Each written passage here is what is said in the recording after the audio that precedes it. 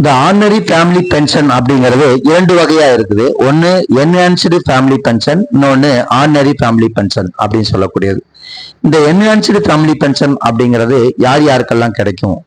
ஒருவேளை சர்வீஸ்ல இருக்கும்போது அவர் இறந்து விட்டால் இறந்த தேதியிலிருந்து 10 இயர்ஸ் இல்லைன்னா அவருடைய வயது 67, இது ரெண்டுல எது முன்னாடி வருதோ, அதாவது குறைந்த பெனிஃபிட் அவங்களுக்கு கிடைக்கிற மாதிரி இருக்கோ, அவங்களுக்கு அந்த பெனிஃபிட் மட்டும்தான் அவங்களுக்கு கிடைக்கும் அப்படிங்கிறத நம்ம தெரிஞ்சுக்கணும்.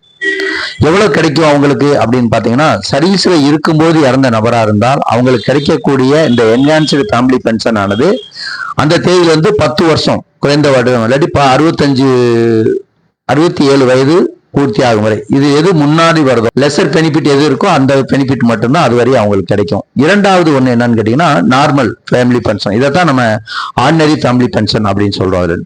இந்த ஆர்டினரி ஃபேமிலி பென்ஷன் அப்படிங்கிறது என்னன்னா, ஒருவேளை ரிட்டையர்மெண்ட் ஆனதுக்கு அப்புறம் தவறிடுறாங்க அப்படின்னா உங்களுக்கு 7 வருஷம் இல்லைன்னா 67 வயது, இது ரெண்டுல எது முன்னாடி வருதோ அது வரைக்கும் அவங்களுக்கு கிடைக்கும் அப்படிங்கிறத நம்ம தெரிஞ்சுக்கணும். உதாரணத்துக்கு ஒரு நபர் ரிட்டையர்மெண்ட் ஆனதுக்கு அப்புறம் 63 வயதுல காலமாகி விடுறார் அப்படின்னு எடுத்துக்கிட்டீங்கன்னா, அவருக்கு ரிமைனிங் இருக்கிற 4 வருஷம் மட்டும்தான் அவருக்கு அந்த அவர் வாங்கிட்டு இருந்த பென்ஷன் கிடைக்கும் அப்படிங்கிறத நம்ம புரிஞ்சுக்கணும். இதை பத்தி இந்த ஃபேமிலி பென்ஷன், ஆர்டினரி ஃபேமிலி பென்ஷனை பத்தி கம்ப்ளீட் டீட்டெயில் தெரிஞ்சுக்கிறதுக்கு இந்த வீடியோ கீழே கொடுத்திருக்க லிங்கை கிளிக் பண்ணி பாருங்கள். நன்றி, வணக்கம், ஜெய் ஹிந்த்.